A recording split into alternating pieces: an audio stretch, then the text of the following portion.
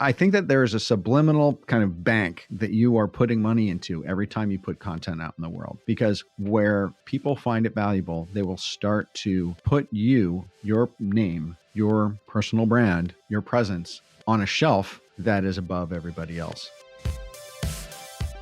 Hey Hatchlings, welcome to the Motion Hatch podcast. I'm your host, Hayley Akins.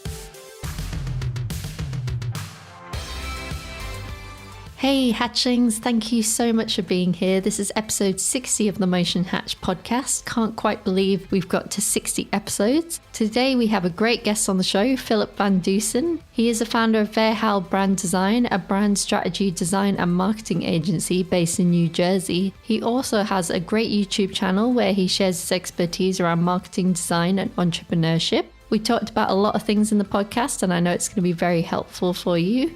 We talked about how to get more clients through partnerships and content marketing. And we also talked about how we can start to dip our toes into brand strategy as motion designers and how that will help us get more clients and make more money. So let's get into the episode. Hey, Philip, thank you so much for coming on the show. Hi, Hayley. Glad to be here. Thanks for inviting me. Do you want to tell the audience a bit about yourself and what you do? Sure. My name is Philip van Dusen, and I am the owner of Verhaal Brand Design, which is a branding agency on just outside of New York City in the United States on the East Coast.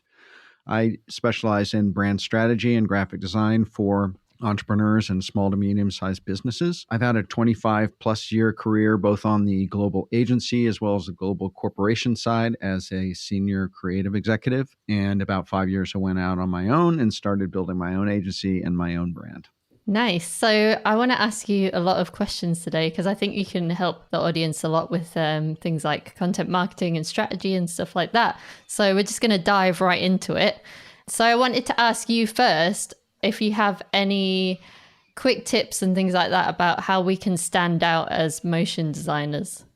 I think the biggest challenge right now, and we talked a little bit about this when we were in London, Hayley and I met in London at the Upreneur conference there and had a conversation. I think that one of the things that I've noticed a lot in the industry over the last 5 to 10 years is that design and any kind of creative product or service is getting increasingly commoditized. And part of that is due to the fact that we now have a global economy and you can get creative services from anywhere in the world, from anybody in any culture.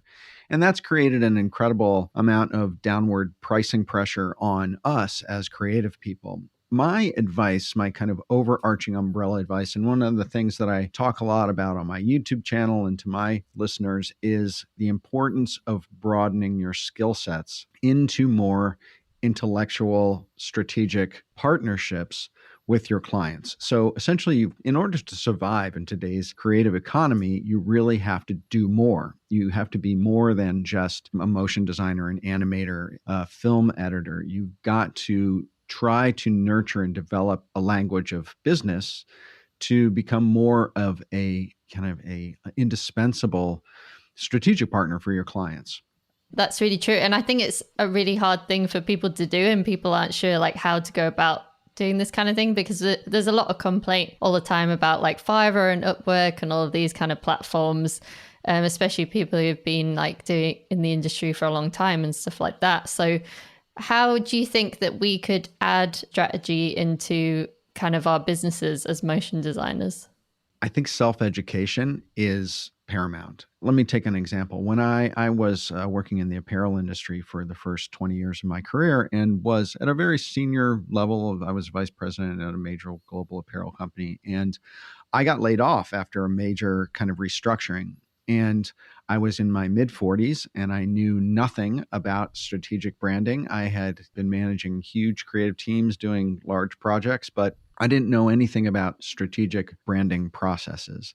I flipped over from the corporate side to the agency side, and it was just this incredible eye-opening experience in terms of the processes and intellectual rigor that go into developing the strategy around a brand. And I had to self-educate because I was plopped in at a very senior level to a big global agency, and I was kind of being expected to know what I was doing. And to a certain extent, I didn't. I had to become a student of brand strategy at a fairly advanced age. So I think that that's a really great parallel to people who have been in their careers and been able to make a living for a period of time doing what they do, is that there are times in our lives, these watershed moments, either in history or society, that we have to adjust to. They may not be ones that we want to have happen or ones that we have wished on ourselves, but we nonetheless have to address them. The beautiful part about all of this is that all of the knowledge of the entire world is available in our pocket on our phone.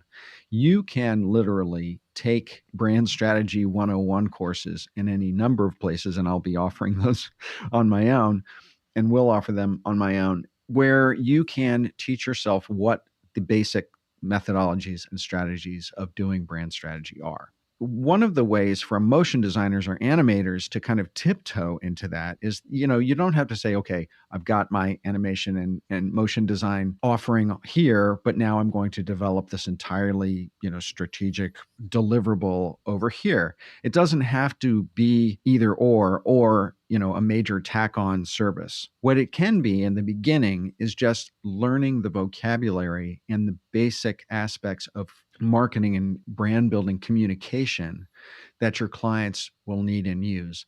And as a motion designer, you can essentially kind of tiptoe into that by starting to have conversations with your clients around communication strategy or customer journey or things that relate to a larger marketing deliverable or a larger marketing perspective that will influence your client's business beyond just delivering a digital product of your animation or your edit or whatever that is. You can start tiptoeing into larger conversations with your clients as you learn things and as you learn how to talk about them. Because that's what's going to, I talk about this analogy of like, you want to be on the tip of the spear, right?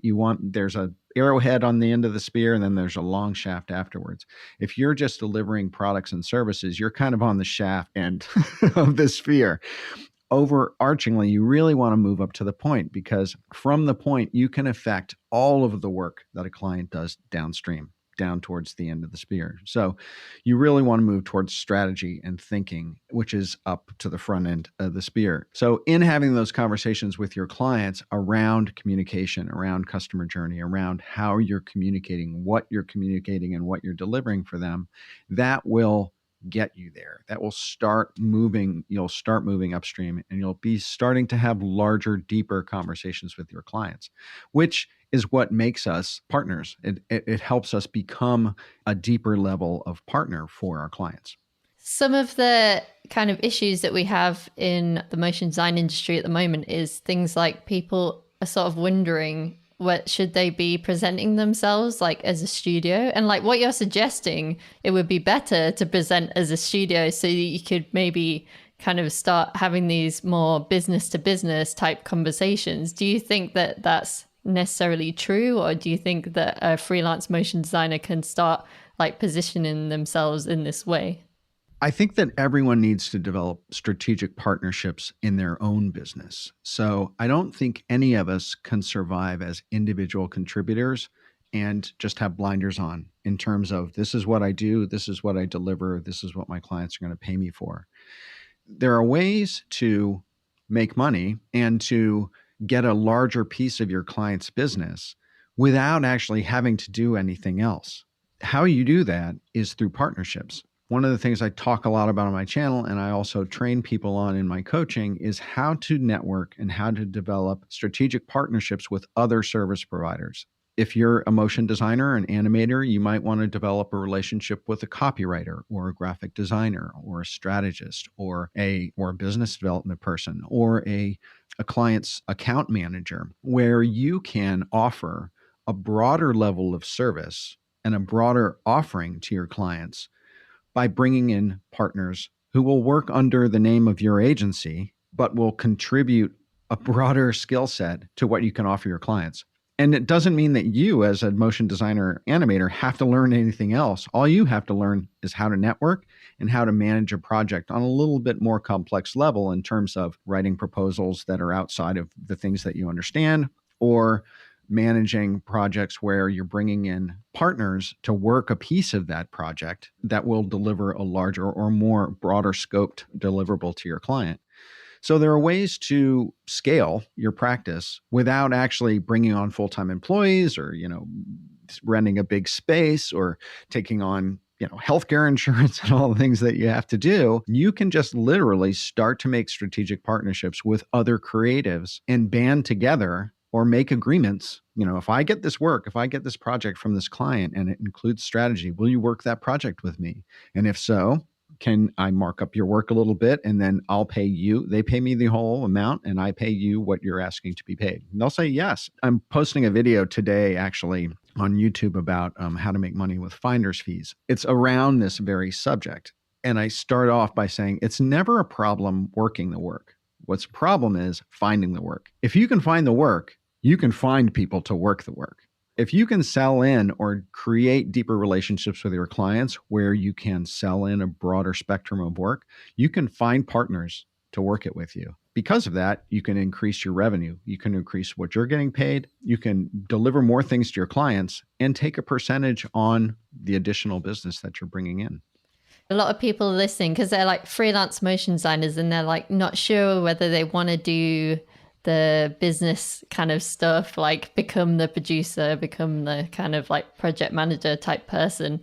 Do you think that there's kind of ways they can get help from those kind of people, like without having to like hire someone full time and stuff like that? Yeah, absolutely. And I think that it's really about, like I said, tiptoeing into it and learning and trying and experimenting. I don't like to tell people that they can curl up with their particular skill set and that they will be insured from career disaster for the rest of their lives. It's just not the reality of the business environment today.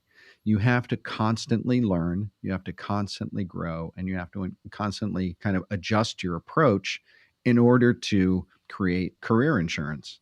The days of being an individual contributor, single product, single service type of worker, if you're independent, are over. Hate to say it, they're over. Yes, it's difficult and it's challenging for people who are used to that comfort of being, I just do this thing and I deliver that and I get paid without having to expand their skill sets. You really do have to constantly work to expand your skill set. It doesn't mean that you have to do it overnight or you have to be perfect overnight. You just have to be open to learning new things and trying new things. Yeah, I think that makes sense because there's kind of a few different types of people in the audience. So there's a few people who work for agencies and production studios and stuff like that. And that's fine because you're kind of plugging into their strategy and their kind of brand building and their direct clients. But then there's a lot of people who are freelancers who say like, well, I want to get like direct clients and stuff like that. And I see this as like a way to potentially do that. And although I think that a lot of people would be like, that's terrifying. We have to like go out of our animation, motion design comfort zone. Our comfort zone. And like even Yes. like partnering with other people who do different things, like I can see that would be very beneficial because almost you can kind of become each other's clients in a way, which is quite nice. If you find some partners that you can work with and who you like working with who don't do the exact same thing as you. But I can see how it can be like tricky to start to make those kind of moves. Do you have any like basic tips of like how we can start having more business conversations and how we can meet more people outside of our industry as well? Well, you and I met. I think that's, you're a motion design person. I'm a brand strategy and design and graphic design person. And we went to a conference in London and we met. And we started to have a conversation around what it is that you do. You offered paid mastermind courses. That's something that I'm moving into. So I knew that I wanted to develop a relationship with you to find out more around how you run your paid masterminds. Beneficial to you in the fact that you met me and I know a lot about brand strategy, personal brand building, content marketing. There's aspects of what I know that you wanted to learn, and there's aspects of what you know and are doing that I really need to learn. I think getting outside of your office, for one, is a place to start.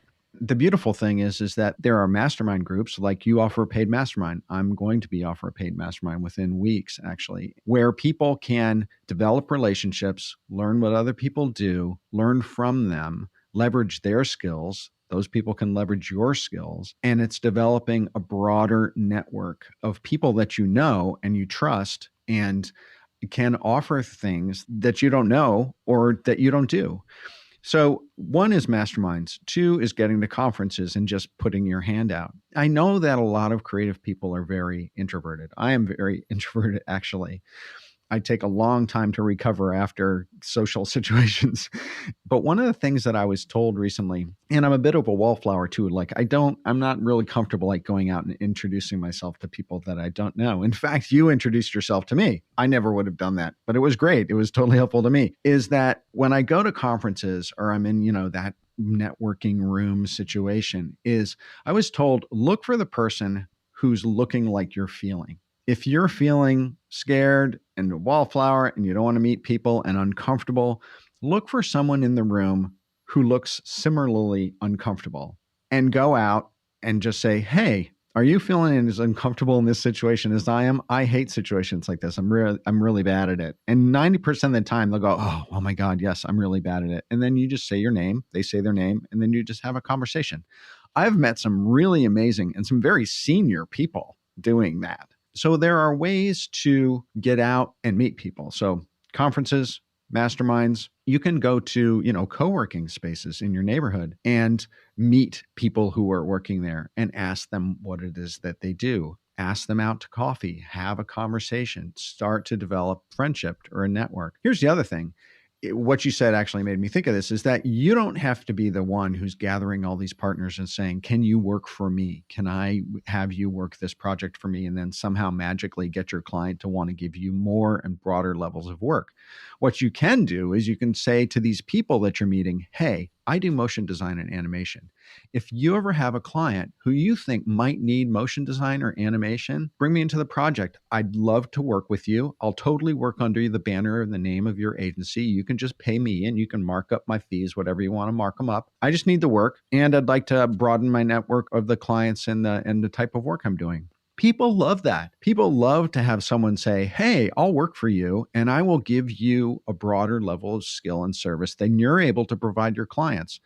I can't tell you how many times I have a client who goes, and I just talked about on this video I'm posting today, I had a celebrity chef client who needed PR. She needed to get on more television shows and more radio shows. I don't do PR, but I know people who do. And so I reached out to some PR folks and I said, hey, I have this client who really needs PR, probably on a retainer basis. You want to work under my banner and supply PR to this person. Everyone loves work delivered to their doorstep. No one likes going out and having to find it. If you can find work and come to another freelancer and say, hey, I got this client who needs this work. They've already said yes. They trust me. They're going to trust you. You want to work under my banner and get some work? I've never had anyone say no. That's kind of how it works. It's the gig economy, but it's really the relationship economy. That's what it really is. You can't allow yourself to be out there on your own. It's a death sentence.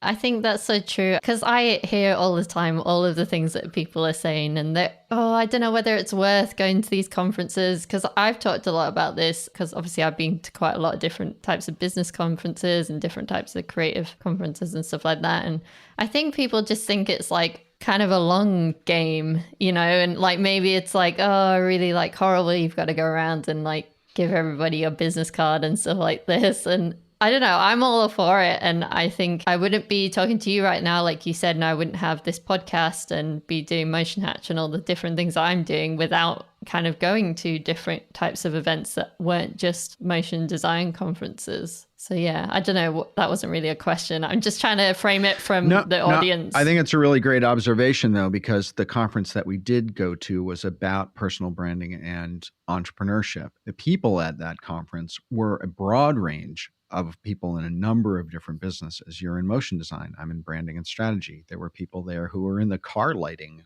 thing, who have a personal brand, or experts on YouTube or podcast or whatever, who specialize in custom car lighting. I mean, people, all sorts of shapes and sizes and industries and categories people are working in. Going to conferences or gatherings or trade shows or whatever, where there's a broader range, is a great way to go about it, because then you're getting outside of your industry. If you're just going to motion designer conferences, then yes, you're probably going to meet just other motion designers.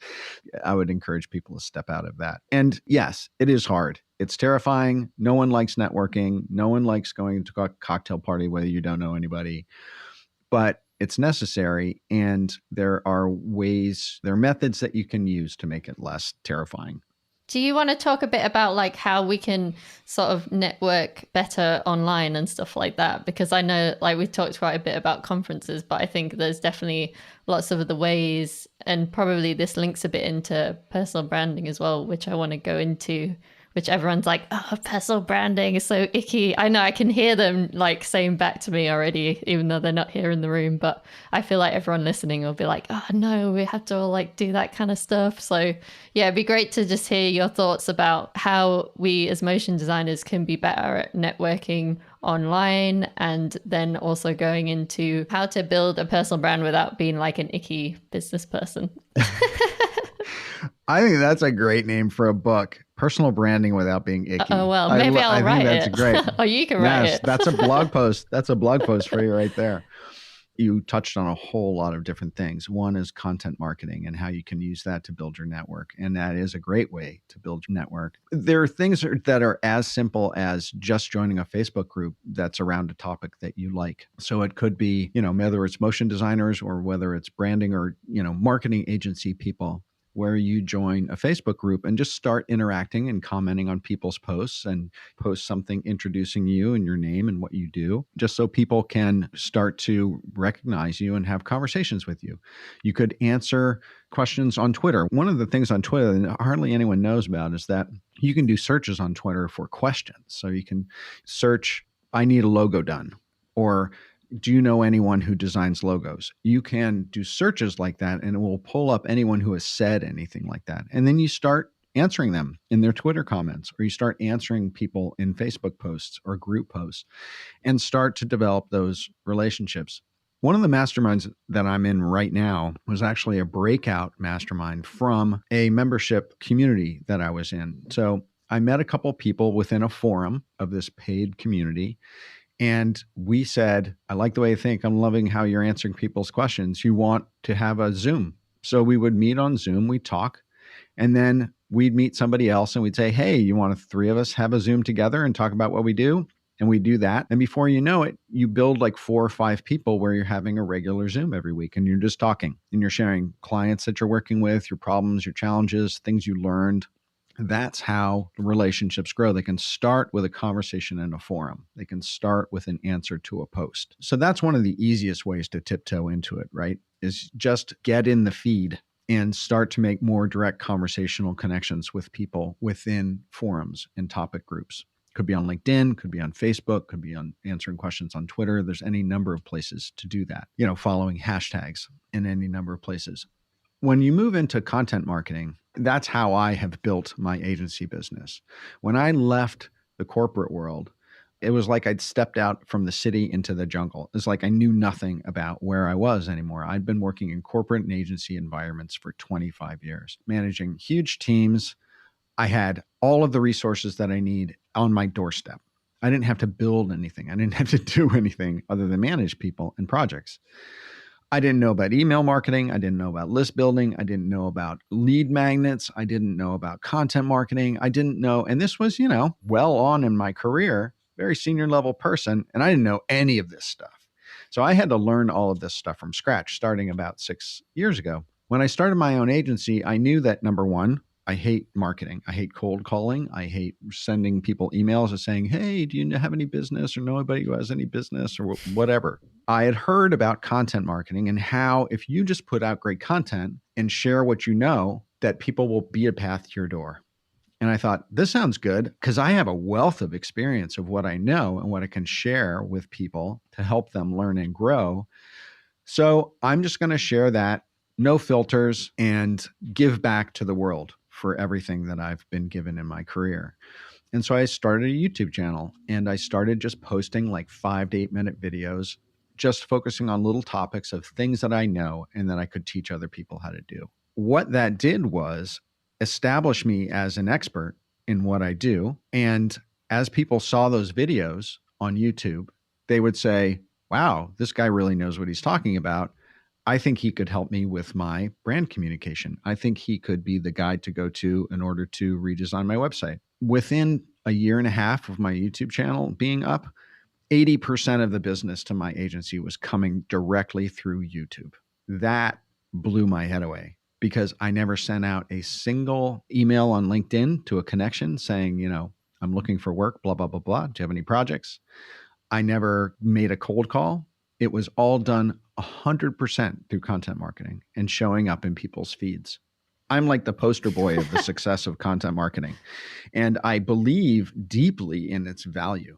Not only its value for you as the creative professional and how it can help your business, but also how it contributes to that relationship economy where you are sharing things that you know to the world, to the benefit of other people. And that I'm a firm believer in that positive karma will come back to you tenfold. And people say, there's another thing, people say, oh, I'm, only out of school a year. Don't have that much experience. I don't have that many portfolio pieces. What do I know? What can I share to make me an expert? I'm not an expert. I'm still learning. Well, here's the thing. If you're just out of uni and you have 2 years of experience, there's someone who's 3 years behind you, who's a sophomore, junior year of college, who want to know desperately what you have learned in the last 3 years. There is always someone just behind you a few years who can benefit greatly from what you know. And if you just share what you know, who you are, honestly, where you are and what you're learning, there are people who will benefit from that. I'm a big believer in that and getting out there and doing that. And you're doing that, Haley. You're doing that with this show. And I'm doing it by coming on your show. And you're going to do it by coming on my show. It's all about sharing. It's about sharing that information freely and adding value to the world. Obviously, like what you're saying, I'm a firm believer in this, and it has changed my whole career in this industry as well, right? But I think that I'm trying to play like devil's advocate here. I like to think, what is the audience thinking right now? Because I know what they are all thinking is they're thinking, okay, yeah, it worked for Philip, but it's not going to work for me because no one else in the motion design space is doing content marketing. So I'll tell you like how it sits right now in motion design. So there are like a limited amount of people who have like an online business model, myself included. And then there's also a limited amount of freelance motion designers who are like teachers, who are like teaching motion design, like on YouTube, or, there's a few really good Patreons that people are teaching through and stuff like that. But the problem that people are seeing and what people are kind of struggling with, this idea of that if I do a YouTube channel or podcast or whatever it is, write blog posts, how that's going to get them sort of like high paying clients, right? Because what generally tends to happen, and I think like there are people who get some more clients and stuff like that, but if you're talking directly to motion designers and you're teaching them how to use After Effects or whatever it is, then they're not going to be your paying clients, are they? So how would you reframe content marketing for motion designers so that you could essentially speak directly to their ideal clients via content marketing? You're brilliant. That's a brilliant question. And that makes so much sense. And how I did it was when you start putting out content, you have to decide who your audience is. 90% of what I have to share is going to be valuable to creative professionals. But how could I take what I know and put it in a framework that an entrepreneur or small to medium-sized business person can recognize as something that they should pay attention to for their business, and that it's something that I know about that they might want to come to me for that service or to learn more about. I always framed the audience that I was speaking to as creative professionals and entrepreneurs and business people, because the power of branding and strategy and design is important to creative professionals, but it also is what's driving businesses these days, the creative economy. And so entrepreneurs need to know about that stuff. So whenever I talked about what I was sharing, I always shared it in terms of, okay, how can creative professionals use this to bulletproof their careers and their businesses? And how can entrepreneurs use this in their businesses to get better at what they do and make more money? It was that perspective that I took to the content that I was sharing. How a motion designer and animator could do this is if I have a friend who's actually in a mastermind group that I'm a participant in, who is a motion designer. He creates After Effects and Adobe Premiere templates for animations and sells it as a template to people. And he posts on YouTube and does, tutorials about how to do it. But he also does videos on how businesses could use this template in their business, or how it might be used in this particular category of business, or where a business might want to use this template in their email newsletter, or where they could use it on their website. Or he would do a kind of inspirational video of where motion design had been used on websites for businesses. So it was more of a kind of a trend video, but geared towards businesses, not towards motion designers. So it was inspiring to motion designers because they're like, oh, wow, look at all these different businesses doing all these different kinds of things with motion design. That's inspiring, gives me ideas for like my next client. But then if you're a business coming to that, you're saying, wow, look at all these businesses who are doing cool things with motion design. I'm going to contact this guy who made this video and find out where I can get this kind of work for my car lighting company or my car dealership, whatever that is. So I think it's about framing your content and thinking about your content in a slightly different way, that you can share what you know to teach others who do what you do, but you can also share what you know through a lens of this is how what I do is used in the marketplace. That jump from just talking to my peeps to talking to the client peeps is what will broaden your audience. The other cool thing about that, though, is that in doing that, other motion designers who are following you to learn about the techniques and tools that you use, they are learning about how to talk to their clients or how to inspire their clients or how to broaden the conversation around what it is that they do. By doing it, you're passing on not only the motion design skill set to motion designers, but you're also passing on the business skill set to motion designers. Yeah, and I think that's really true. I just think like nobody's really trying to do that. And everybody's asking like, how do we explain the value of motion design to our clients? You know, and whether that means existing clients who are not valuing it enough and giving them kind of lower budgets and that kind of thing, or explaining the value of motion design and animation to clients to get them to invest in the first place. And I think this is where this kind of stuff could come in. Here's where, as creative professionals, we have one of the greatest clubs to beat sense into our clients. And that club is we can show them. We can talk till we're blue in the face about the value of what it is that we do. But the cool thing about what we do is that it's incredibly sexually and visual. Graphic design is incredibly sexual and visual, and it's still like when you look at motion design and animation, that is really fun. And people look at that stuff and go, I want that. One of the cool things is that you don't even have to show only what you do. You can show what other people do and inspire your clients. One of the ways that I find is the best way to get clients to want to do more work is to show them what other people are doing. The best way to get your clients motivated to move and do something is to show them how their lunch is getting eaten by their competition in a better way than what they're doing.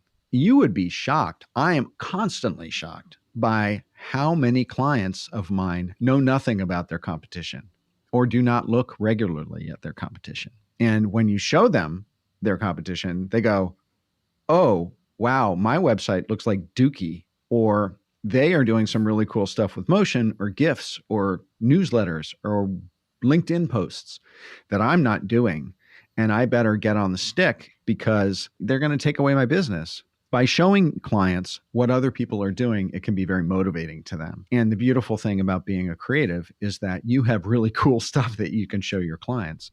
Some of it is just about collecting visuals and inspiration of what other people are doing. It could be in category, meaning in the range of business that your client is in, or it could be out of category and say, hey, can I get a half hour of your time? Get them on a Zoom call, screen share and show them a bunch of stuff and say, this is what I'm seeing out there. And I was looking at your website and I think that there's a way that you can incorporate this idea or that idea into your website in a really cool way. You have to kind of serve them up an idea and some inspiration. They may say, no, I don't have any money, but it's going to stick in their brain. And when they are ready to do it, they're going to come back to you. They're going to remember you for showing them that. There's two things that come up there. I think one of them is, I think that could work really well for direct clients in like a certain niche. If you can kind of try and find other things in a niche space and frame that to them in a positive way, right? Everyone wants to work for sustainability companies all the time. So it's like, hey, I'm a motion designer and I'm really passionate about sustainability and like having a positive impact on the world and all that kind of stuff. I saw that so-and-so company was doing this awesome animation, you know, we could do that for you too, or something like that. Is that the kind of framing? Like, because I know people in the audience, they want to know like exactly how can we start these conversations, because I think once you get to know people and you build relationships, it's really easy, you know. I think it's just like getting through the door and maybe trying to find how do you find these people who are more direct clients in certain maybe niche areas that you feel like you can serve.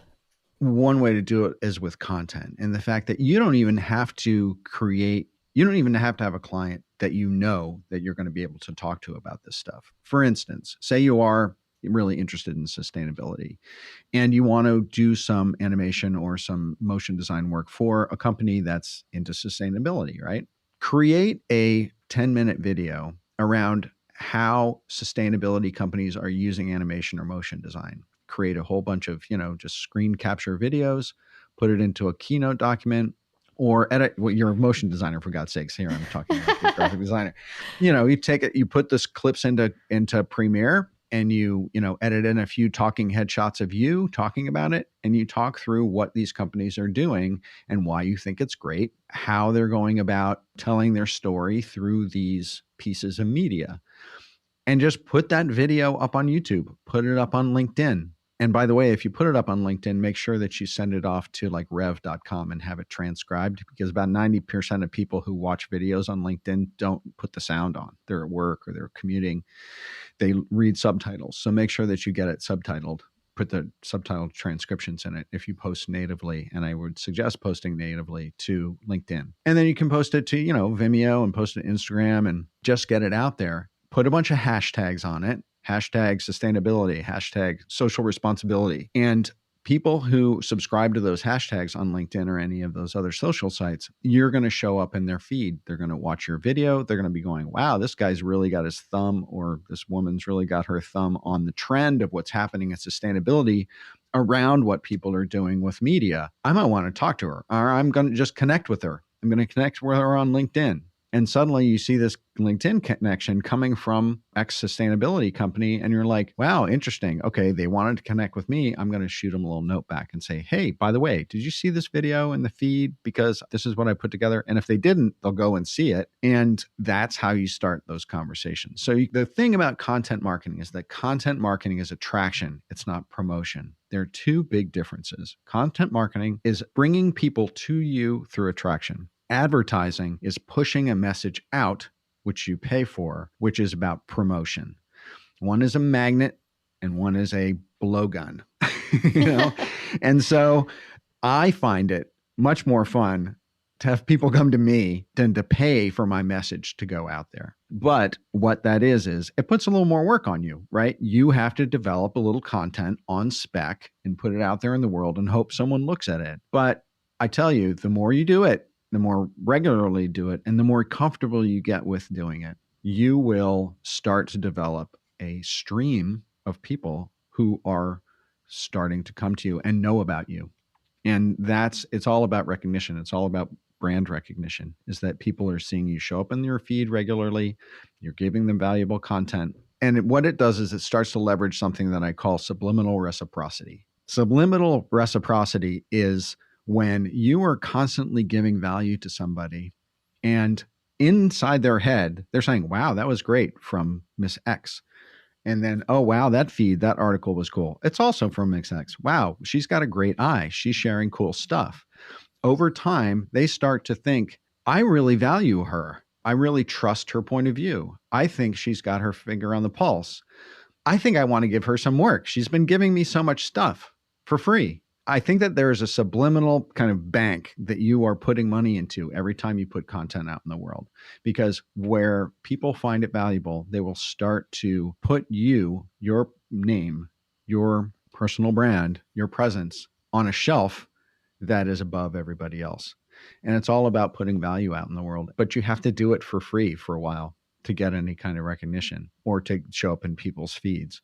And that's where most people fall down. They start, but if they don't see an immediate, massive response to what they did, they give up. And you can't give up. You have to kind of treat it like a job for a period of time.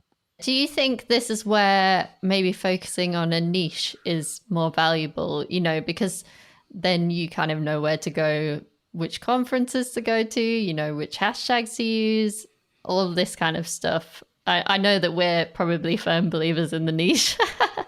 Yeah, I just wanted you to talk a bit about that kind of side of it as well.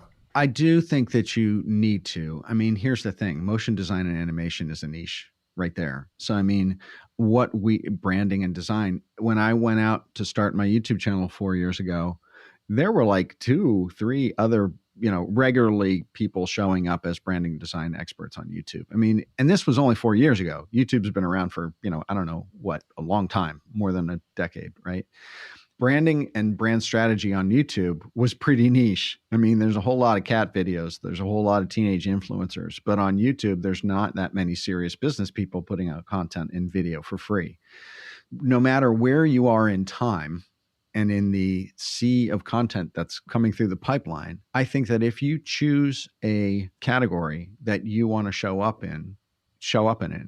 Here's the one thing I would say, and this is the biggest piece of advice I have for people who are thinking about tiptoeing into content marketing, is choose a platform and go all in on it before you do anything else. I decided to do YouTube.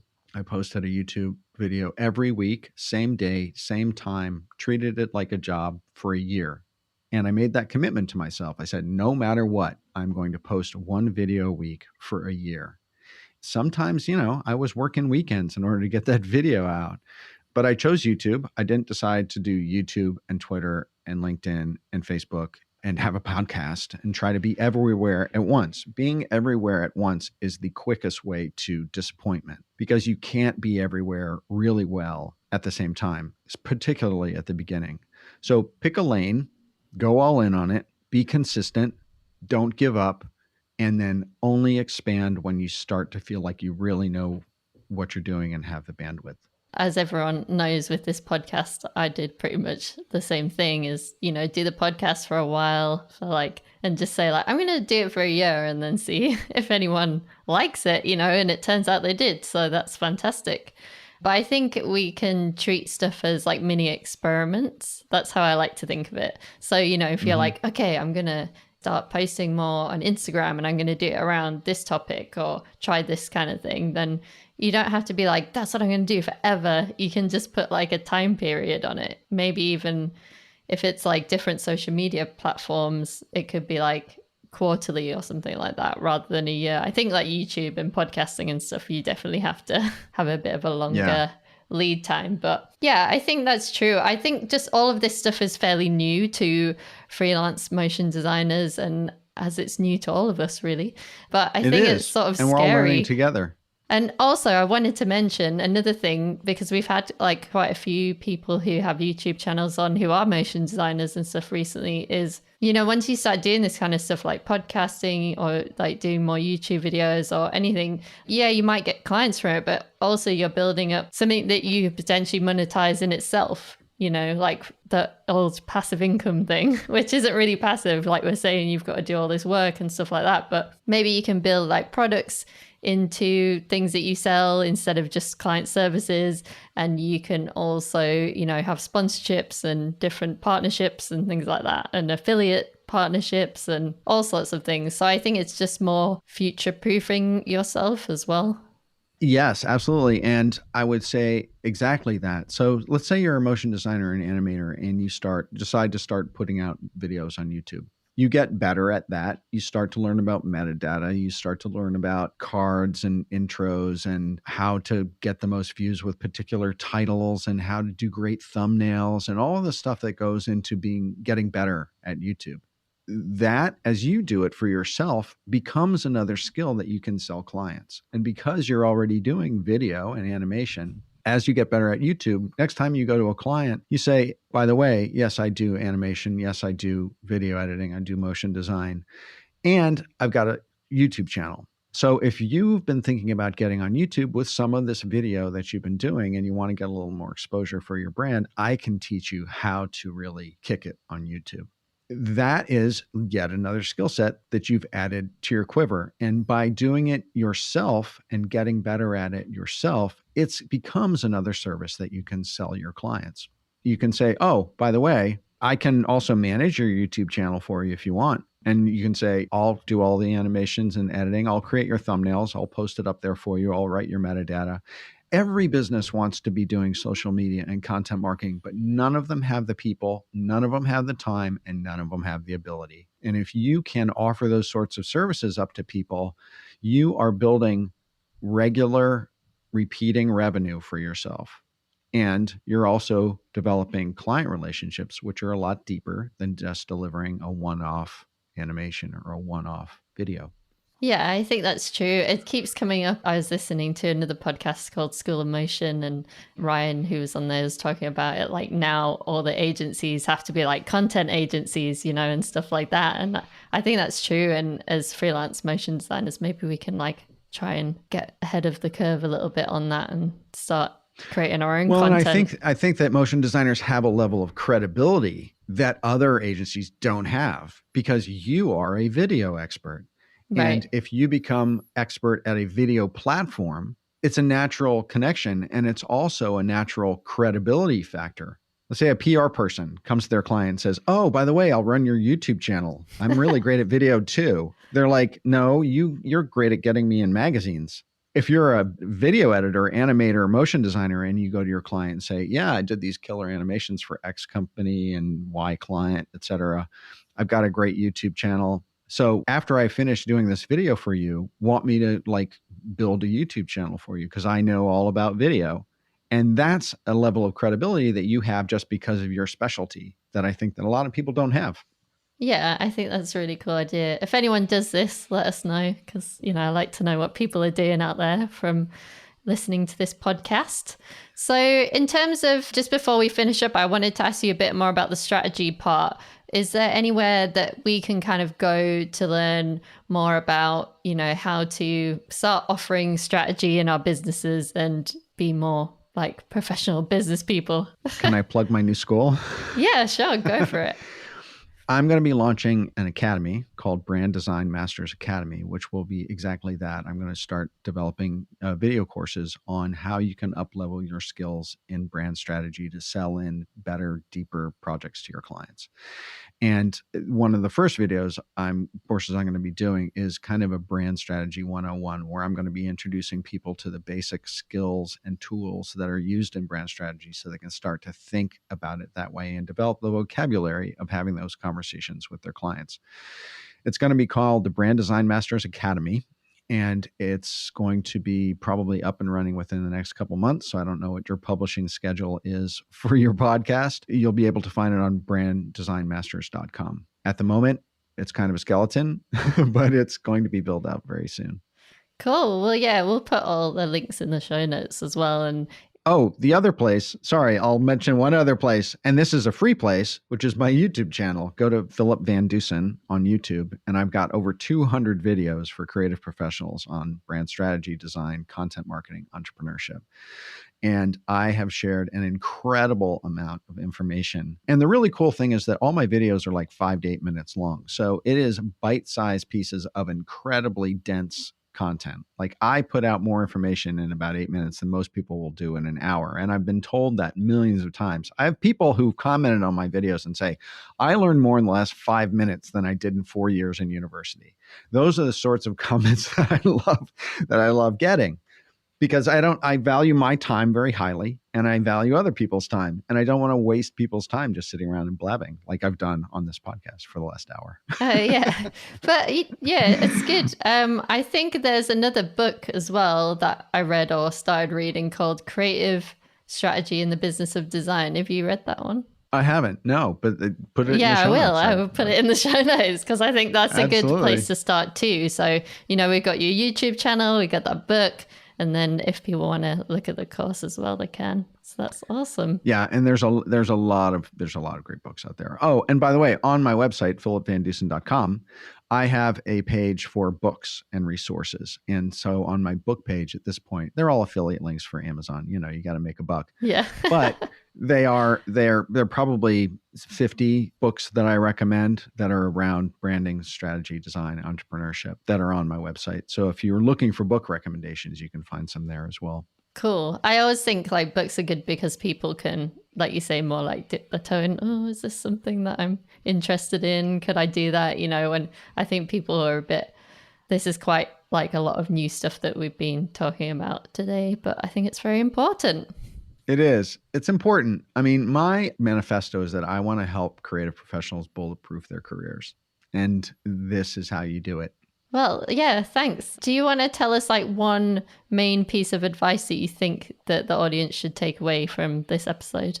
I think the biggest piece of advice is that you can't go through your career with blinders on, that you really have to have a mindset of lifelong learning. And that means remaining open to trying things in new and different ways.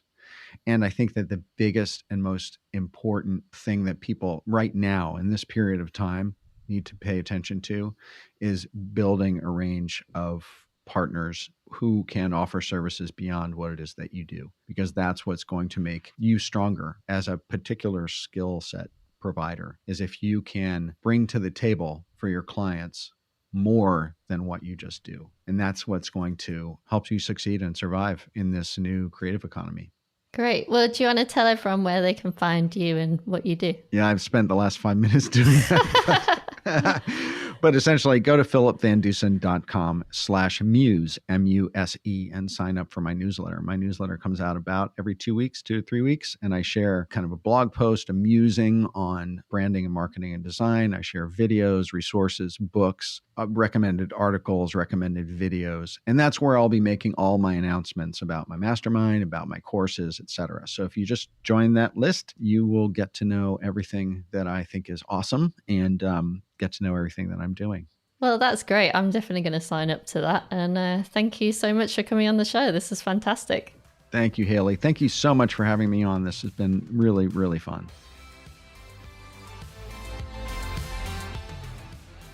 Thanks so much again to Philip for coming on the show. That was a great episode. I really enjoyed it. I hope you got a lot out of it too. If you like this podcast, please do subscribe and leave us a rating review wherever you get your podcast from. That really helps get the podcast out there to more listeners and more motion designers like yourselves. So if you haven't already, please do come and join us in our Facebook community. You can get a free invite to our community by going to motionhatch.com/community and signing up there for our newsletter, and we'll send you an email with the invite in there. So thanks so much again for listening. I appreciate you all. See ya.